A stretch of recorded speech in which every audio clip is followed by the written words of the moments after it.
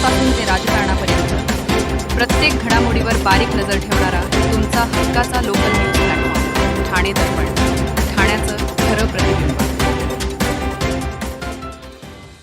ठाणे जिल्हा परिषदेचा 2026-27चा 116.99 कोटीचा मूळ अर्थसंकल्प जाहीर करण्यात आला आहे। ठाण्यातील बीजे हायस्कूल येथे काल पार पडलेल्या पत्रकार परिषदेत ठाणे जिल्हा परिषदेचे मुख्य लेखा व वित्त अधिकारी वैजनाथ बुरडकर यांनी मुख्य कार्यकारी अधिकारी रणजित यादव यांच्याकडे अर्थसंकल्प सादर केला आहे। यंदा जिल्हा परिषदेसमोर आर्थिक नियोजनाचे मोठे आव्हान उभे टाकले आहे।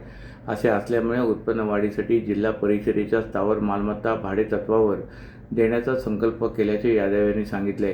ग्रामीण भागातील शासकीय कामकाजात जिल्हा परिषदेची महत्त्वाची भूमिका असते। ठाणे जिल्हा परिषदेच्या ग्रामीण क्षेत्राची व्याप्ती दिवसेंदिवस कमी होते।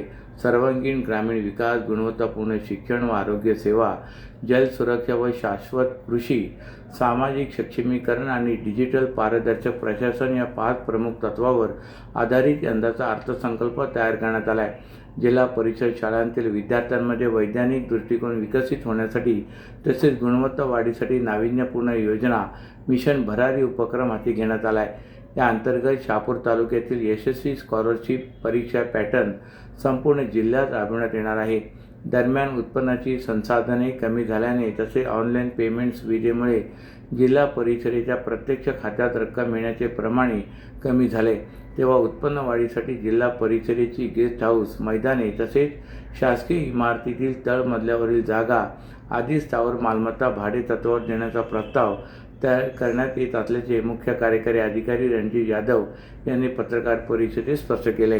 ठाणे महानगरपालिकेचा 2026-27 या वर्षाचा अर्थसंकल्पीय चर्चेत अधिकाधिक नगरसेवकांना सहभागाची संधी मिळावी यासाठी नवीन नियमावली लागू करण्यात आली।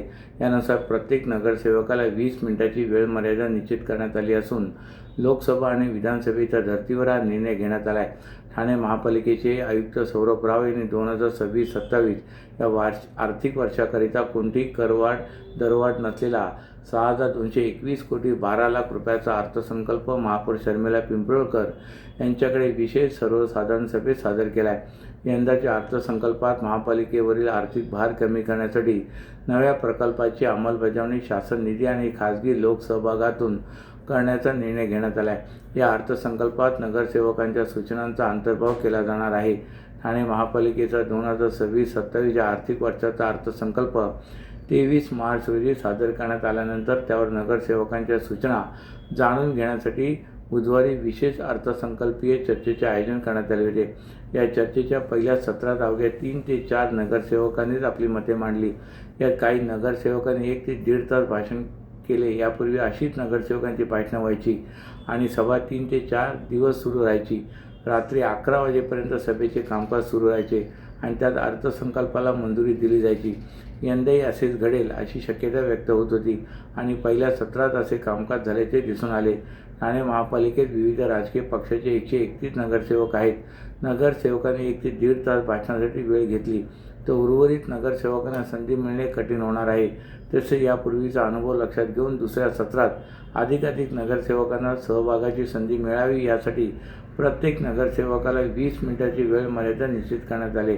लोकसभा आणि विधानसभेच्या धर्तीवर हा निर्णय घेण्यात आला आहे। तसेच वेळ संपल्यानंतरही काही सूचना मांडायच्या असतील तर त्या लेखी स्वरूपात प्रशासनाकडे सादर करण्याचे आवाहन प्रशासनाने केले आहे। अंमली पदार्थ विरोधी पथक गुन्हे शाखा ठाणे शहराने मोठी कारवाई करत तब्बल 4 कोटी 12 लाख 40 हजार रुपये किमतीचा MT ड्रग जप्त केला आहे। या प्रकरणात 3 आरोपींना अटक करण्यात आले।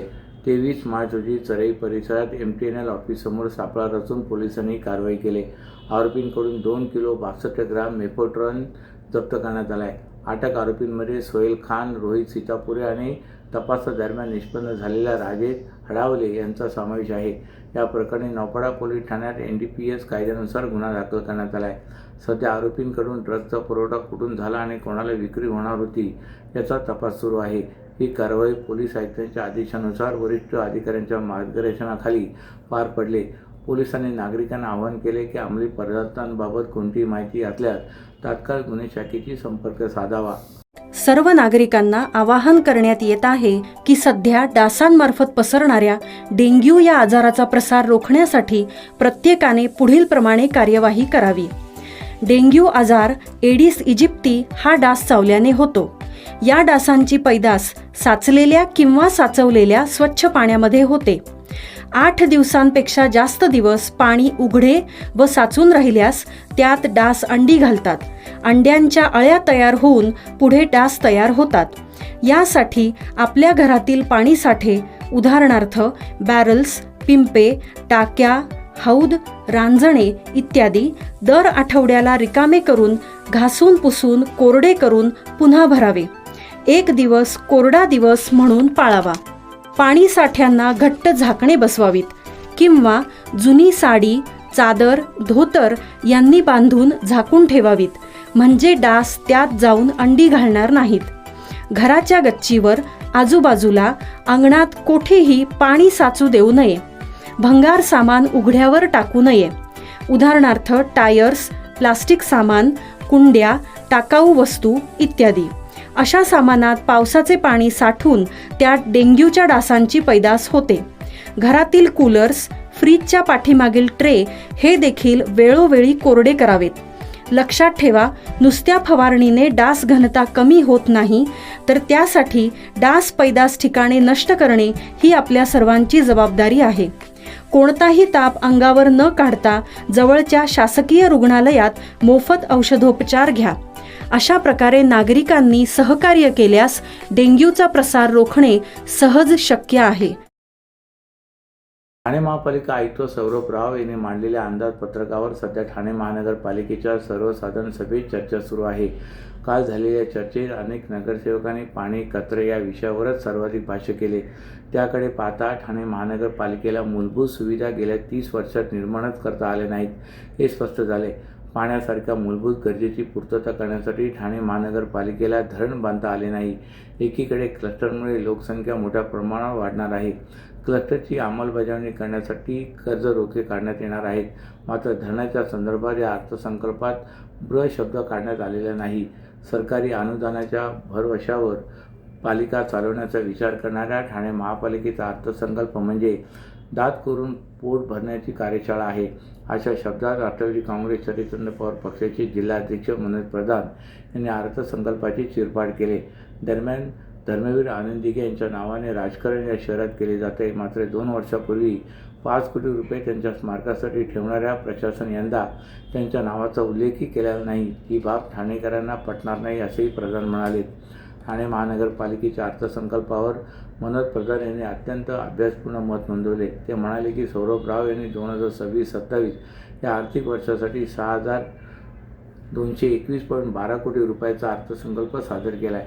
यामध्ये कोणतीही करवाढ न करता निवासी मालमत्ता करावर दंड तथा व्याजात 90% सूट देणारी अभय योजना जाहीर केली. हा अर्थसंकल्प रस्ते, मेट्रो, क्लस्टर योजना आणि ग्रीन ठाणे या पायाभूत सुविधांवर केंद्रित आहे.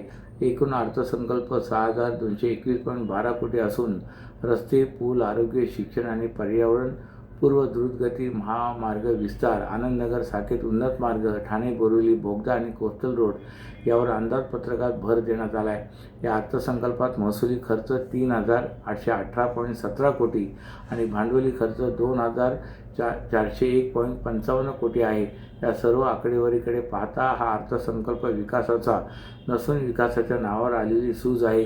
एकीकडे महापालिकेवर 2,100 कोटीची देणी आहेत, म्हणजे ठाणे महानगरपालिका कर्जबाजारी असताना फुगलेला अर्थसंकल्प सादर करून काय साध्य करायचे आहे हे स्पष्ट करण्यात प्रशासनाला यश आलेले नाही असेही प्रधान म्हणाले. ठाणे शहरात ठिकठिकाणी राम जन्मोत्सव मोठ्या उत्साहात आणि भक्तिभावपूर्ण वातावरणात साजरा करण्यात आला आहे.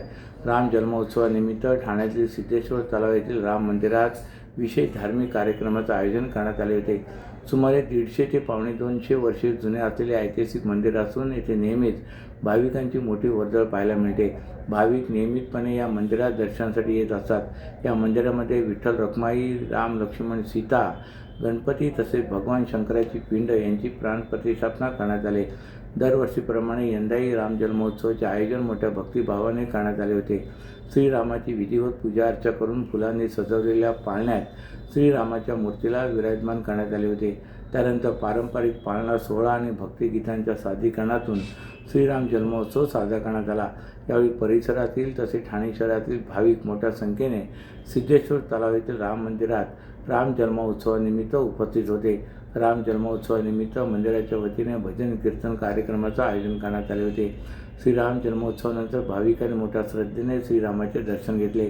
सियावर रामचंद्र की जय या जय घोषाने संपूर्ण परिसर राममय झाल्याचे चित्र पाहायला मिळाले। अशाच नव्या आणि ताज्या बातम्यांसाठी ठाणे दर्पणच्या पेजला लाईक करा आणि फॉलो करायला विसरू नका।